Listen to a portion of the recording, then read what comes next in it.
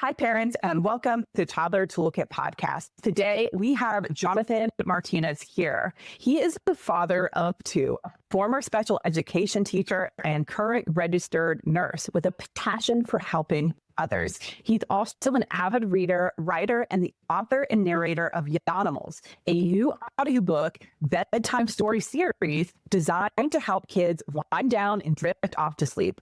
Yawnimals begins as a fun family project with his two children, but as more families discovered it and fell in love with the stories, it has grown into something much bigger, blending creativity, care, and heart. Jonathan brings his love for storytelling and family into everything he does. Welcome, Jonathan. I appreciate it. And I'm grateful for the time to be able to speak to you and speak to your audience and add value to each other. Yeah, we're so happy to have you here. And wow, there's so much to unpack about your story and your journey. And I know we're fascinated to learn about, like, how did this all come about? So you're a dad, you were a former special education teacher. I also was too, so that's really cool. You're a nurse, wow, and you're a children's storyteller. So can you take us back and share how all these paths started and how they all kind of come together for us? Of course, that's a long winding path you laid out there. I'll do my best. I graduated with a bachelor's degree in special education, known as exceptional student education. And I did that for several years. I did public school, private school, self-contained classrooms. There are students who are born with congenital difficulties in physical difficulties and also the way they think and learn, also behavioral. After that, I actually was a videographer and photographer, which comes into play in the story because obviously it's a digital audiobook. And after that, I'm currently a registered nurse with a specialty in medical surgical telemetry. So I see patients and people on their worst day. And when I come in, they're hoping I make them feel better. And it brings me a lot of joy to know that what I do on a daily basis helps people. And I have to put myself second. And that's a big part of how I want to lead by example with my children. Wow, it sounds like you really are juggling a lot of things. And so with that, there's a lot we can learn from you, and you totally get it. A lot of the listeners here are juggling a lot. And whether it's like working in children or just multiple children. So we totally relate to that. So as a dad of two, what's something your kids have taught you that perhaps has surprised you? I think something that has surprised me is there's things they say and do that I remember doing when I was their age. I don't remember everything, but when they say it and do it, it just brings me back so many decades. And I hate to even say that out loud, but brings me back so many years. And sometimes it's something amazing and sometimes it's a mistake I made. And I hear my dad's voice and I remember the good things. And also, obviously, there's things that I wish were differently. And so I have the opportunity as a parent to balance the struggle of 12-hour shifts as a RN and also dad duties, which means meeting our kids' needs and helping them get ready for the world that's coming. Yeah, you're going to have to tell us your secret for all that energy with that 12-hour shift and then coming home with the kids and somehow getting sleep, right? You got that right. You also mentioned that you were a special education teacher, and I really felt that my experience as a special education teacher definitely changed how I parented. I actually was a special ed teacher before I became a mom. So I'm curious how that shaped your approach with parenting and with your writing right now and with Yawnimals. That is an excellent question, and it has shaped me as a parent. I know hundreds of interventions, is what we call it in the field, interventions that I can apply between myself and the child before yelling or spanking, which obviously that's not, that's not something a lot of people are doing anymore. And it's nice to be able to know that I got 99 things in mind before I even have a thought to raise my voice. And let's get real. We've all wanted to raise our voice. That's no secret to anybody.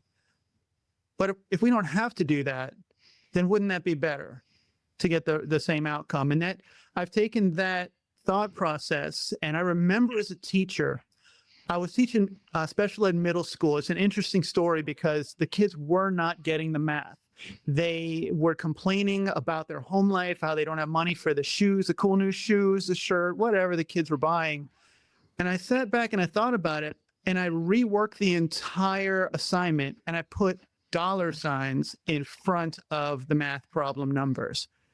Wouldn't you know it, all of a sudden, they're calculating change. They're doing formulas. They're doing all this just because it interested them. And that was a big deal. So I've kept that in mind. And the other part is when I was teaching special education to elementary students, they had a lot of trouble calculating numbers in their head. Addition, subtraction. And so I'm a closet nerd. I love games, card games, and things like that. And I brought some dice to the classroom, and I had red dice and blue dice. And instead of asking them, hey, what's 5 plus 6? I would roll the dice and say, what is the red die plus the blue die? And wouldn't you know it, they start to get it. Then I can escalate from there. I'd add 2 more red dice, and I'd say, why don't you add the 3 red dice and subtract the blue die? They started to get it. Why? It was a game. It was the same information packaged differently in a way they were ready to receive it. After a while, to wrap up this story, I would sit and we'd start it with one student. 6 other students would be around the table. Now it's a challenge. Now who can do it the fastest? And, we had a little tournament and it was fun. So many great takeaways there, Jonathan. And I love what you said about making learning fun, learning like a game. And as we know also with our toddlers too, that is really important. Often we can get kind of caught up in that they should know things, they should know how to do things. But and also as special education teachers, we realize there is more to it. There's availability. We have to be ready to learn. There's ready to learn skills. And all those things you talked about are really helpful. And thank you for sharing that, because that could be something we put in our back pocket when our children are struggling with math. I certainly know that I could have used a math teacher like you. Thank you. What led you to become a nurse? Because I know you went from being a special education teacher, then you became a nurse, and also being a nurse, caring for others. I'm sure that influenced kind of your creativity and how you show up for work and for your family as well. I have worked on having a good relationship with my family and my friends, and having a village of support. And it was a time for a career change. And so I certainly wanted to do something that I continued to help people, that mattered, that made a difference. And maybe medical school is a little out of reach. I'm sure I could spend the next 20 years going to med school. That's great. But I decided to be an RN, to interact with patients at the bedside, to have secure options for myself and my children and the family. And something that could be counted on, something that's respected, something that matters. And it goes with the grain, I believe, of how at least my friends describe me as a caring person and someone who can listen well, and not only listen well, but pick out from what I'm observing and find a solution that works, which is very, very useful in the medical field. Yes, for sure. Well, thank you for bringing all that in. And I know this has shown up in the Birth of Yawnimals. So let's go ahead and talk about that. So you have a bedtime audiobook series, Yawnimals, and it started as a family project. I'm really excited to hear about that. What inspired it, and how did it grow into something fun from your home into now you can download it on your phone? Yes, absolutely. It can be easily downloaded at the push of a button. And in a nutshell, would it surprise you if I told you that we're working on the solution to pushing a button to have your kids fall asleep? It almost sounds like a miracle. However, it took time and it took a lot of thought. And so with my children, it's no secret as an RN, I clock in and clock out. Put in the hours, make the money. And so now children have access to anything they can do. And you don't have to have an age to publish a book. You don't have to have limitations like we did growing up. And so I sat them down, I talked to them because they want to make money too. And I said, well, the best way, the best place to go when you want to make money is to work. However, the work can be different. And so what we did is I said, all right, we're going to make a digital product. It's going to be from zero to something. And so we would sit down and go, okay, is it a commodity? Is it something used over and over? And the project was to expand their mind. And so what age group? What is it? Is it something we like or people like? It had to solve a problem. It had to be easily accessible. It had to be offered as free. And obviously, people can purchase as well, but it's available in the libraries for free. It's available if anyone has a premium subscription to virtually any audiobook platform, it's free. And that's great. And that was a requirement so that my children know that value is not only calculated in dollars. And so we settled on audiobooks, bedtime stories for toddlers. And the final piece of this puzzle, when you mentioned the title of the book, Yawnimals, the way that name came about is combining the word yawn and animals. And that was due to my kids, because I said, we got to have a name. Of course, we're going to have a cover art, a picture, and this and that. I said, what name do you want? And we're batting the names around. And I said, well, let me ask you this. What did you like about when I read to you over and over, night after night? And I enjoyed it. And they would ask and want me to read for longer, I remember even an hour at a time. And I'm like, that's a long time. Go to bed. But, I also enjoy it, and I miss those times too. And I said, what made you fall asleep? And they said, Dad, it wasn't the story necessarily. It wasn't the content. It wasn't the picture. You would work so long and so hard. When you came home and you read to us still, you were yawning when you were reading. And it was the yawning that put us to sleep. I'm laughing like you. I couldn't believe it. And that's how Yawnimals was born. Because in the book, at least twice in a chapter, I narrate the books and I yawn directly into the microphone. And you and I both know what happens when someone yawns. Yes, it's those mirror neurons that get us and we feel sleepy ourselves. That is so creative. I love how your kids were so honest and they knew exactly what it was that was making it work, but also some deep gratitude and appreciation to you for showing up for your kids. So it's beautiful to expand this and to bring it into other homes as well. Now, I have listened to the one about the lizard. There's the lizard and there's a bear and there's some other animals too. And I also saw it says the narrator is Rocket and there's also mention of the name Luna. So can you tell us where do the characters Luna and Rocket come from? I can tell you where all the characters come from, and there's not some board of trustees. There's not some committee. There's nothing corporate about it. We're sitting around on the couch, my kids and I.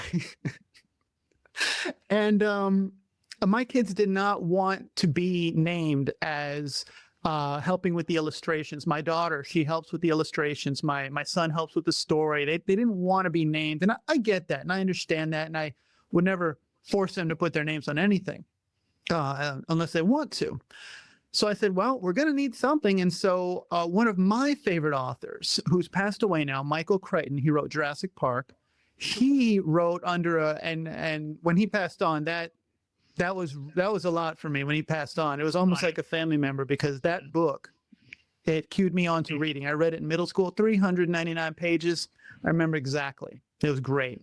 Better than the movie, of course, as the books always are. And so I said, well, he had a ghostwriter. So I explained that concept, a ghost name, a pen name, I think it's called. And I said, well, what are we going to do? Well, wouldn't you know it, my daughter has a cat. And this cat is gray and black, and we're big, like I said, we're big nerds. We love all the Marvel stuff, all the superheroes. And And we love Guardians of the Galaxy. And if you've ever seen those movies, you know that there's a raccoon in the movie, and our cat has the gray, the black around the eyes, and our cat's name is Rocket. So that's where Rocket comes from. And then there's a dog named Luna. And so quite literally, the books are authored and narrated by a cat and a dog. That is so fun. So what, as you're talking about this, kind of you're helping your children kind of get into this entrepreneurship that is very like humanitarian and helpful. What age range were they in? This was about a year or so ago, not long at all. It really started when they were asking for money. And I'm like, I'm not handing you anything. You're going to work. And it doesn't have to be picking up a broom and sweeping driveways or mowing lawns. It can be something else. And that's how it started. So it was about a year ago.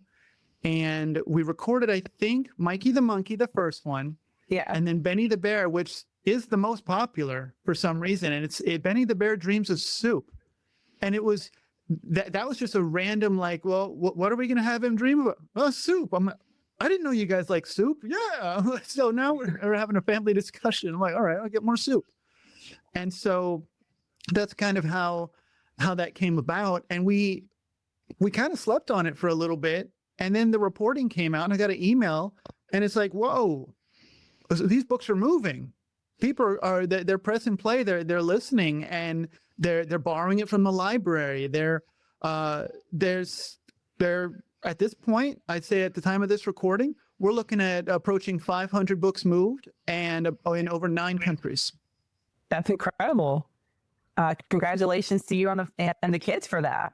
Well, thank you. I sit them down. I show them the reporting. This is as much to help moms and dads with toddlers as it is to help my own kids. I'll show them the reporting sheet and I'll say, okay, Wednesday at 3 p.m. Were you in New Zealand? No? Where were you? Oh, school? Well, you were also in New Zealand. And so that opens up a whole conversation. We get the map out, we look at it, we go to Google Maps, we dive right down to the street level and they look at everything. And it's like, this world is here for you. You just don't give up. Keep going.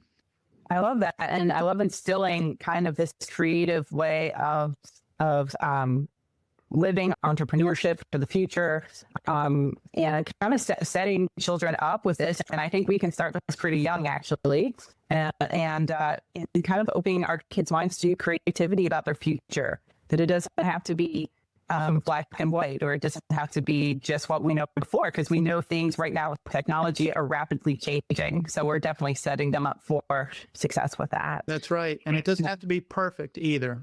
It does not need, that is one of the main things I tell my listeners here. It does not need to be perfect, and mistakes are good. We learn from our mistakes, and we can, once we make them, we can understand and we can actually help people better. It's a journey. I agree with you. Yes. So helping toddlers with bedtime and connection, which I know is what you and your family decided on to really help and support. And boy, do toddler parents need this. So bedtime can be so challenging. I know parents tell me all the time it's one of the hardest parts of the day, either because their child struggles with calming down, they're really wound up, or because the parents are so tired by that time. And that can really there's multiple challenges. Some kids kind of get hyper, and also with screens, there's all these different things. So considering all of the challenges that toddler parents face with bedtime, was there a particular bedtime struggle in your home that sparked this idea? And is there anything you could share with us? Because maybe there was some kind of bedtime ritual, maybe it's the yawning, that you could share with us that other moms might want to steal.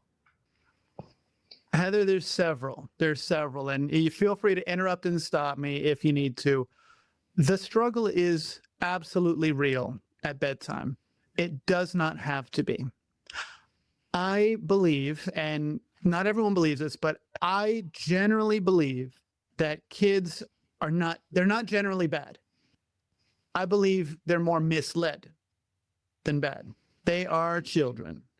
And so it's a lot of follow the leader. You see them do it on the playground. You see them do it when they have that bad influence in the classroom and they want to be like that. It's a lot of follow the leader. You're the leader. So that's what makes bedtime a struggle a lot of times. And so I've never backed down from being the leader, even if I had to put on the softer voice or that. So my son, you mentioned struggle. My son, like most boys, full of energy. And as soon as it's bedtime, I want ice cream. I'm hungry. I'm this and that. In my, I've got house rules and stuff like that. But we'll talk about bedtime. I put him in a position to want me to read to him. In a position that if he didn't check all the boxes I wanted him to do, I'm not reading. And I had to toe the line. I had to hold the anchor, which I'm not some child specialist or anything like that. But the consistency of holding the anchor when you're tired, and by the way, my book will help with that, and all of that, it's difficult. You just want to give up. A lot of parents, they will put melatonin gummies in the kid's mouth. They'll put screens in their hand. And even my kids brought it up. Dad, if parents had another option that a lot of times they can access for free, I don't think, and this is my kids, they said, I don't think parents want to put melatonin, which is a drug, into their children to make them sleep. If they had an alternative, they use it. And if they had an alternative to screens, they'd use it. So my son, I said, all right, if you want me to read to you, you got to be in bed with the blanket on and your head on your pillow. The head on the pillow rule, if anyone has a boy or an excited girl, they know that when you're reading a book and you're ready to turn that page, what does your kid do? They sit up. They want to look. They're hyped. Why? The expectation of something new. That's human nature in all of us. So the rule was you keep your head on your pillow or I don't turn the page. And so he's over there forcing his head on the pillow. But we know as adults, you're horizontal, you're on the pillow, the lights are down, the voice is low.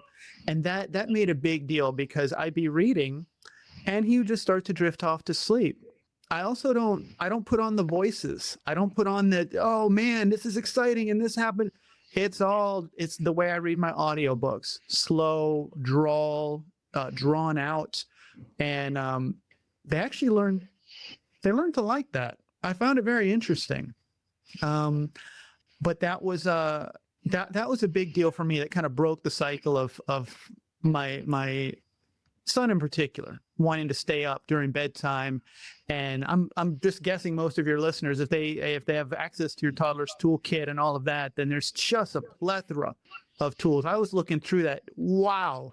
If your listeners are not queuing in on the tools there, then they're missing out because there's solutions that will help not only your toddler, but you. Think about it. Our books are 15 to 20 minutes long. And after a few yawns, what the feedback we're getting from parents is their kids start yawning. And the parents too, by the way. And there's like a process that I kind of encourage parents to do to weave this into the bedtime routine. We can talk about that in a minute if you want. But if you could cut your bedtime routine down to 20 minutes at the push of a button, would that help? That's usually a resounding yes. And one way to incorporate that is when presenting the audiobooks. That's why we have already 5. The latest one is Gabriel the Goat. Do you want to hear about, it's not do you want to listen to Yawnimals, it's do you want to listen to Gabriel the Goat or do you want to listen to Mikey the Monkey? Now they have choice. Basically, they're choosing to go to sleep. Yes, choice is so important, especially if you have a toddler that is strong-willed, but toddlers naturally like choices as well. So we have those dynamics there. And I love the connection with the animals because maybe one of the stories speaks to them and then they do, parents ask for certain characters from the stories by name. Like tonight, I want to listen to Gabriel Pliget.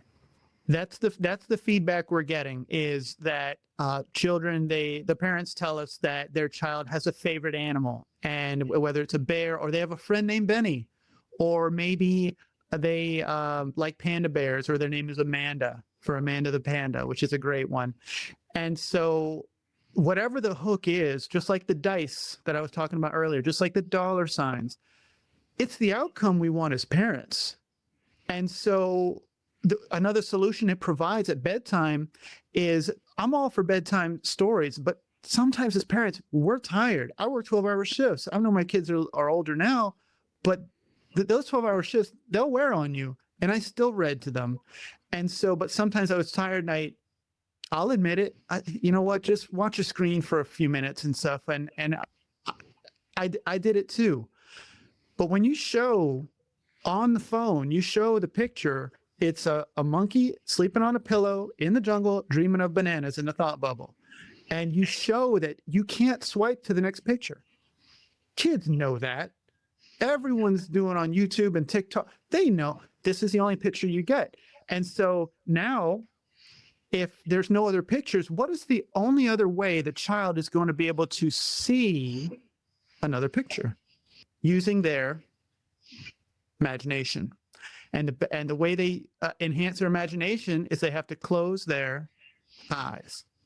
So now their head's on their pillow, they're closing their eyes, they have the base picture of the animal, dreaming of the thing, and they're being read to, and they're being yawned at.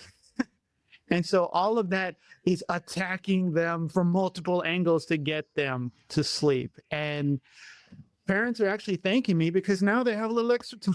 They have some extra time. Yep. And you can't swipe. You can't swipe. And so parents, their kids asleep, and I'll get a message. You go, well, now we have like an extra half hour. We're catching up on our shows where, we'll light a candle and have a cheese border with some, crackers or something, it's not noisy after 9. Let's get real.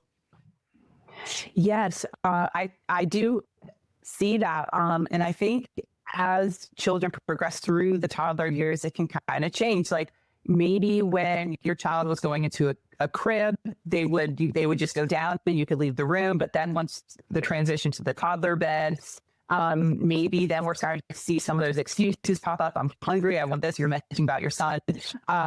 Also, I have also noticed that books are engaging, and if we read them a certain way, they are engaging. So it's not necessarily always relaxing. I think that's an interesting point because I haven't never heard somebody else say that before, but I also had noticed that personally.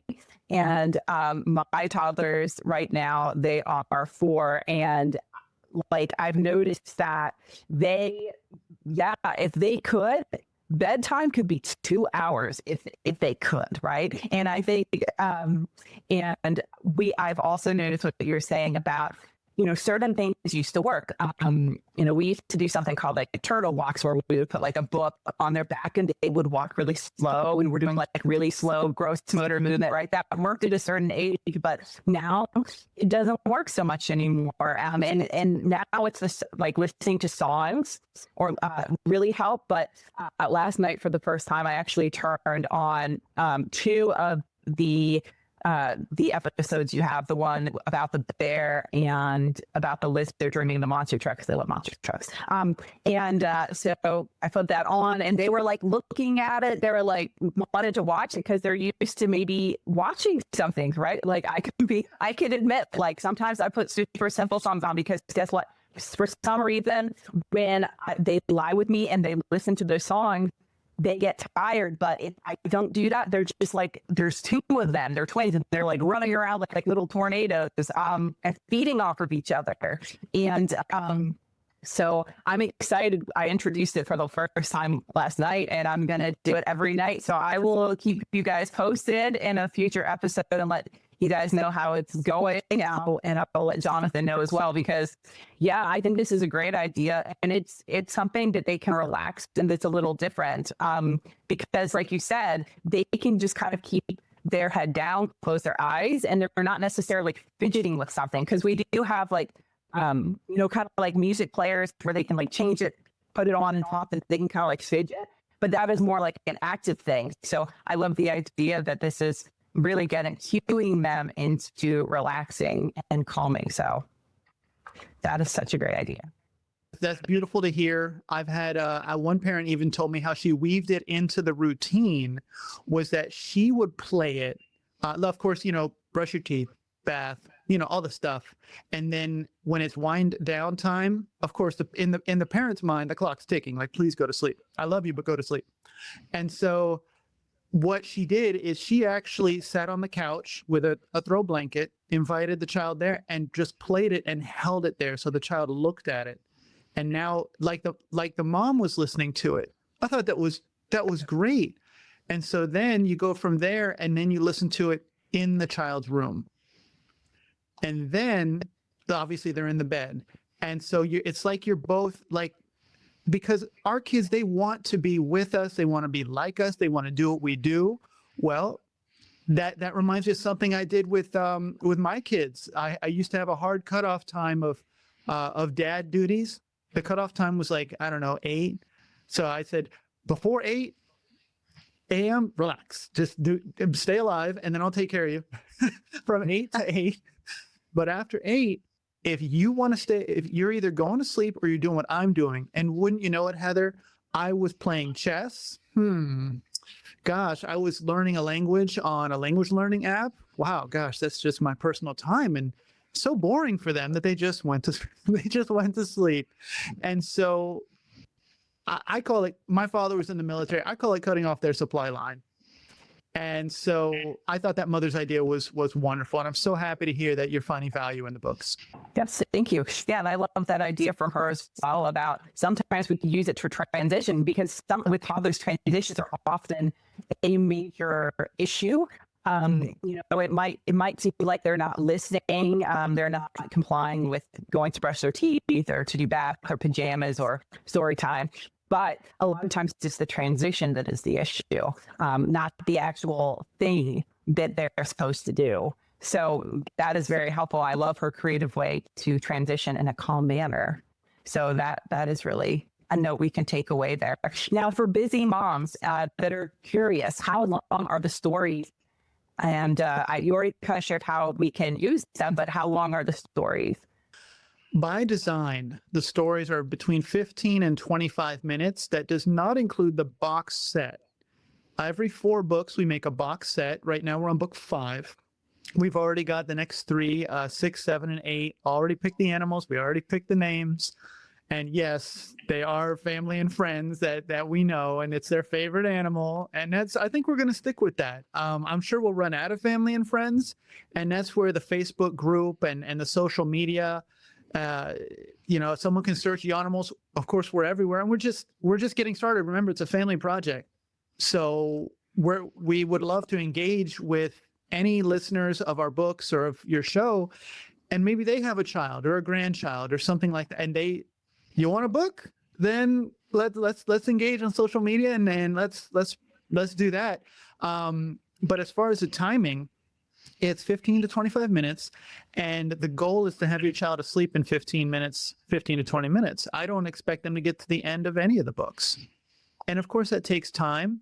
If you got a fighter, use the box set. Yeah, you got a super packet of resources for that kind. Yes. So I actually, with the box set, I actually promote, like, I had a conversation with a parent, and I said, you can actually reward your children and say, look, if in 15 seconds, or not a time, because they don't understand time, but if I get to your bedroom door and you're already in bed under your blanket with your head on your pillow. I used to do that as a teacher all the time when it came to recess. When it was recess out there, I never yelled. I never blew the whistle. I never called out. Before we went out to recess, I said, you need to watch me.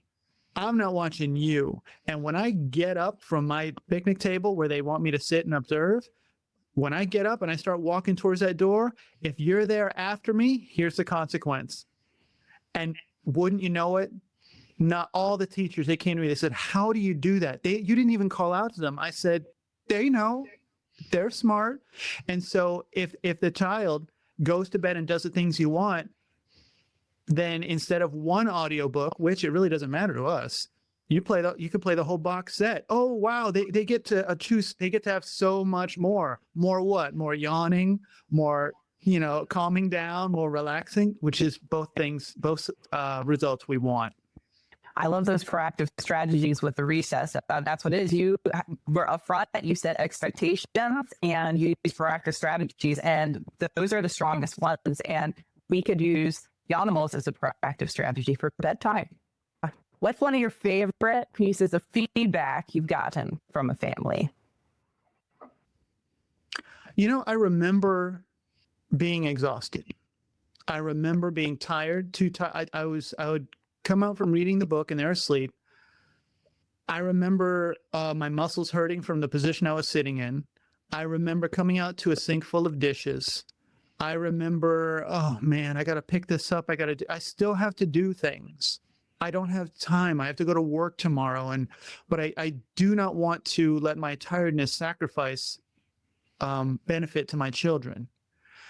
So I think the best feedback I've gotten is the time that the parents get back, especially if they're in a relationship. Then they start to talk about, it's quiet and we love noise. It's like music. We know that. They're toddlers. Oh, it's amazing. But who are we kidding? Let's when it's bedtime, sun's down, go to sleep, because we have to take care of ourselves too. And I sat and thought about it, and I said, this book is helping parents get rest, not sleep, but rest, which we don't get a lot of. And so some parents, it's in their routine so much where they press play, lock the phone, and the child can even mess with the phone. And that if they don't have the password, the screen will come up and they'll actually see the picture of the book. And then it'll turn off after a couple seconds. And then they're like, okay, that's not doing what I want. So I'll just put it down and just listen. And as a parent, you get to decompress. You get to, it's not a bedtime battle. It's a bedtime pleasure. I put my child to sleep without melatonin. I put them to sleep without screens. One said, I feel like mom of the month. And I was like, great, I'm an RN to help people. This is helping people. And I tell my kids and they get excited. So that's great. I'd like to pass all these stories back to my children because I've never forgotten this is a family project that started in my closet. Those are some great reframes right there. I love how you mentioned rest is different than sleep. And I think often we think that that's the same thing, but it's not always. And as an overstimulated, overtaxed parent, rest is something we might not be getting. And also rest and time to center oneself can give so much more energy. Do you think you learned some about that from becoming a nurse and looking after people's well-being, or where did this your understanding of rest versus sleep come from? A little from special education, because the students are more challenging. It's very specific education that they need, and the parents have to go over and above is the theory, the idea. The more has to be done. If more energy has to be poured out, there's not an infinite amount of energy. And so now, where are you going to get your energy filled up again? I know for me, when I was a teacher, most workplaces have a break room, and teachers have a break during the day. RNs have a break during the day. And, the hospital system I work for, they're big on making sure that their employees feel rested and relaxed and, mentally ready to take on the challenges. But as a parent, if you don't create that for yourself, who's going to give it to you? Maybe you can start giving it to yourself now, and you have that option. So and in the hospital, I meet everybody on their worst day. And I tell them right to their face. I've had patients yell at me, throw things at me, try to get violent with me. And I'm 6'1", 200 pounds. And so, they they clearly don't know what they're doing. They're clearly having some processes going on. And it takes energy of mine to calm them down and to de-escalate and really understand they're hurting. They're tired. They're in pain. They have something broken or something sick or ill. And it's sad. And I guess I just want to matter. And I want to show the kids that I'm leading by example. Yeah, I think you just talked about was some kind of like, it's like compassion, but it's also separation. So as toddler parents and related to the fields of being an RN or special education teacher, where there may be additional challenges that teachers are trying to work through to help support students, that we have the compassion for them and that reframe, and kind of what you said earlier about not being a battle, like reframing that, because then we're always going to be stuck in that kind of mindset. But also what you were saying about like, how can we actually help them best? It's separating ourselves from it. We are not necessarily the cause of it. We're not the cause of the kind of the behaviors and the pushback. Yes, we have an influence, but it's not tied to us. We don't have to be perfect, but we can play a part in it. And that healthy separation of, that's where a lot of, I think, moms can feel like failures, because it seems like everybody else has it together. They're struggling. They're not resting. They're overstimulated, and their kids' behavior, they feel like it's a reflection of themselves. But this beautiful lesson that we could kind of weave in about compassion with separation. So I love that. That's something really we want to write down, because that is a huge day. And we live by, the entire world lives by that principle. Not to get into detail about it, but if there is something wrong on an airplane and those masks come down, we all know you have to put your own mask on first. Because if you can't function, if you don't have the oxygen, and from a healthcare perspective, that's what it is. It's a healthcare perspective. If you're not getting enough oxygen because the cabin pressure changed or whatever the case is, you may pass out and not be able to help your child. And so that's why they say that, and that echoes what you just shared. And I believe your Toddler Toolkit, it really promotes that. It really gives parents the tools to be able to repair and fix not what's wrong, but just to make it better. Yes, thank you for saying that. Really appreciate that. And that is so important. And I also wanted to see if you feel any connection with emotional regulation as a special education teacher and an RN. I know that you understand what I'm talking about, of being able to regulate emotions. And this is something that toddlers really struggle with. But I'm sure you've seen that struggle too. And has that also influenced the stories and your creativity with Yawnimals, and kind of like how you frame the stories, maybe the pacing of the stories and that imagination? And I know, of course, your children were a big part of helping that as well. Yes, it does frame the content of the story. One in particular I'm thinking of is Amanda the Panda. When my son and I were writing that, it's a panda bear who is playing mini golf. And so she goes to the pirate ship, she goes to the rainbow bridge, she goes to the windmill. We're 3 chapters in, and my son goes, Dad, when we go mini golfing, no one does it alone. Why is she alone? I was like, whoa, I don't know.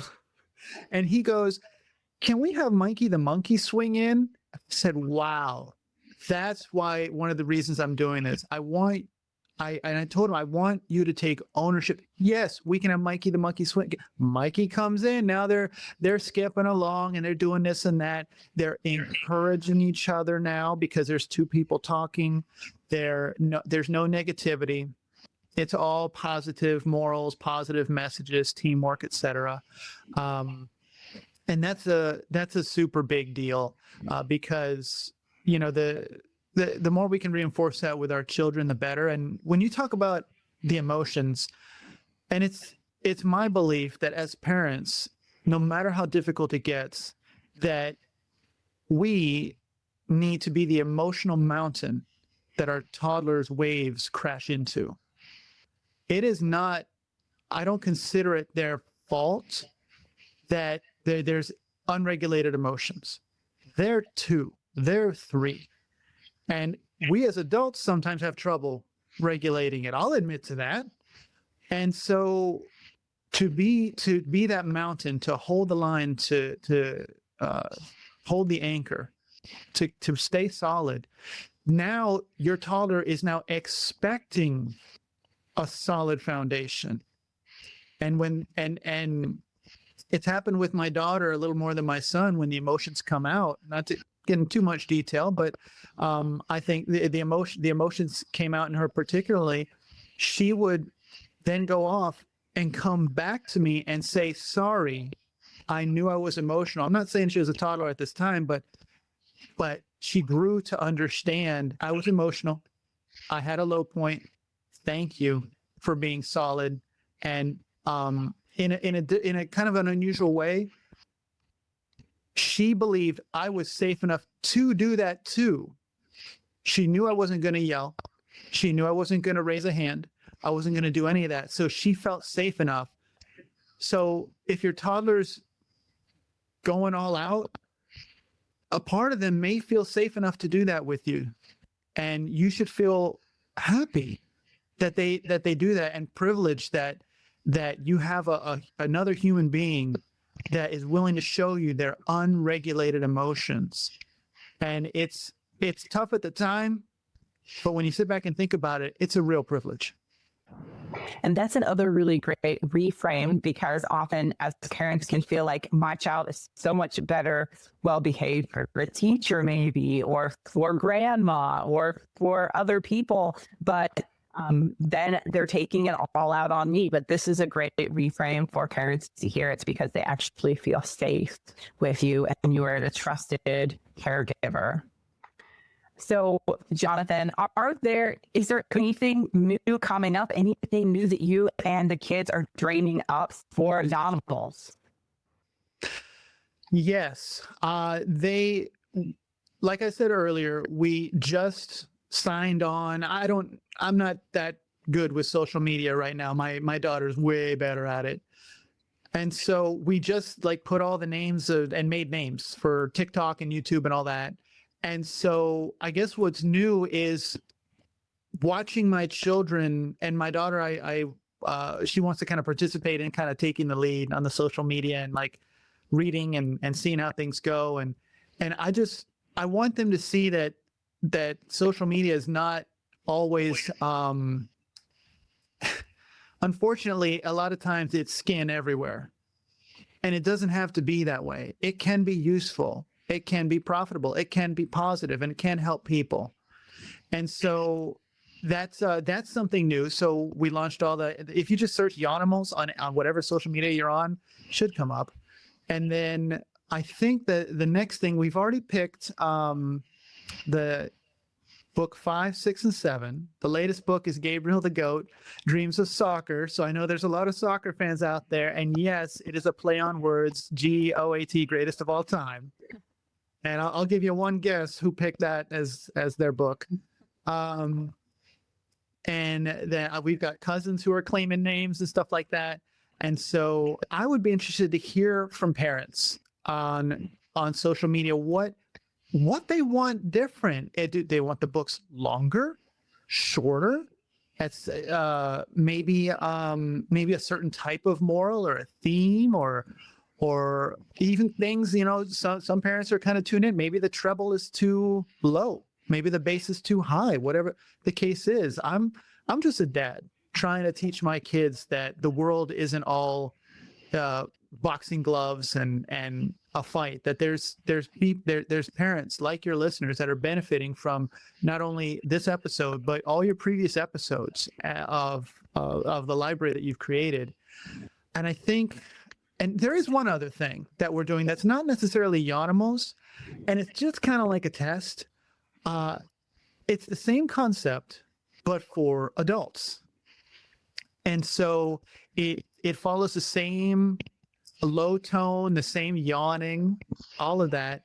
And it is, it can be found on libraries and Spotify as well. It's called Travel Dreams. And it's the same blue and yellow logo, just a little different. And it's going to be destinations in the United States and around the world where it's written by Luna and read for you by Rocket.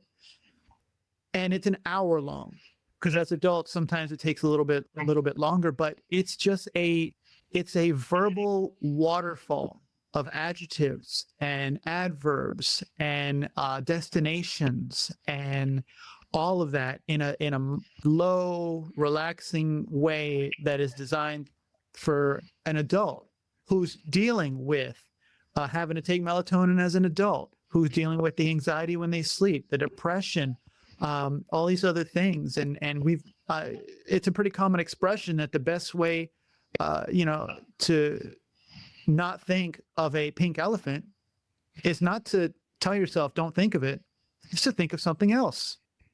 And so if you have a constant stream of just a paintbrush canvas of words that are coming at you of one of your favorite destinations, before you know it, maybe you're off in dreamland too, and maybe it helps. So maybe parents will like it, maybe they won't, I don't know, but that is something new that is kind of coupled up with Yawnimals. That's exciting. I think as parents, sometimes we can feel a little cooped up, and it would be exciting to take a trip somewhere, and maybe we'll have some good dreams too. Where can parents give that kind of feedback? Do you have a preferred platform if they want to give feedback to you? Well, my daughter tells me Instagram is the hot social media, so I'm just gonna say that. That's how unversed I am with it. The Facebook group I would expect to be a lively place to communicate. Obviously, there's going to be boundaries. I don't see why there'd be any negativity, because there's there's no outside. It should have all just be about bedtime stories and stuff like that. I think the Facebook group, Instagram, and you know what else? We have Kindle books as well, because some parents say, can we get a print version? So we are putting them on Kindle, and if you have Amazon Unlimited or Kindle Unlimited, they're free. And they're 99 cents. They're 99 cents now, because I'm not trying to make sales with those books. I'm trying to make them accessible so that if you're trying to get the audiobook played for your kid, but they want to hear your voice, you can get the Kindle and you can read it off of that, and you can yawn and you can read it, and you're not going to hurt my feelings. It's all good. So that is something. You know what? I don't know why I didn't think of that before. That is something that's I think some parents might enjoy. As far as where we're getting the most listeners, hands down, Spotify. Spotify is the easiest place to listen to all of it. Most people have it. If you don't, any other, they're everywhere. They're on Amazon, Google Play Store, Kobo, Rakuten, Bibliotheca. It's around the world. They're in libraries. If you have Libby or Hoopla, they're there too. And you can check them out completely for free at no cost and play it as much as you want. Of course, until they make you return it. If you would describe Yawnimals in 3 words, what would it be? Rest for everyone. Very powerful. Love that, Jonathan. Thank you so much. Is there anything else you'd like to share with our listeners before we wrap up? I have had such a pleasure doing this. And yes, I'm going to show this to my kids, and they're going to pick me apart and probably talk about my haircut and talk about what I chose to wear. And I'm going to bring them behind the curtain as to how this is all coming together, and for you to give me this opportunity to be included in your show, which has a massive library of positive help for parents who are struggling. None of us are perfect. I'm not perfect. And I would certainly encourage your listeners to, if they enjoyed this episode, to go back and hear more of your content. and to go back and just look through the show titles and find a title that hits them and a struggle they're going through, because maybe the magic solution that you're looking for might be in the work you're not doing. And it's not because you're unwilling to work at it. It might be because you just don't have the tool. And I think, Heather, that you provide quite a toolkit to put those tools in parents' hands to add a rest of your own in their lives. Well, thank you so much for saying that. And yes, definitely take advantage of all the resources in the podcast, and also check out Amazon, Spotify, and connect with Jonathan for Yawnimals and for his kids too.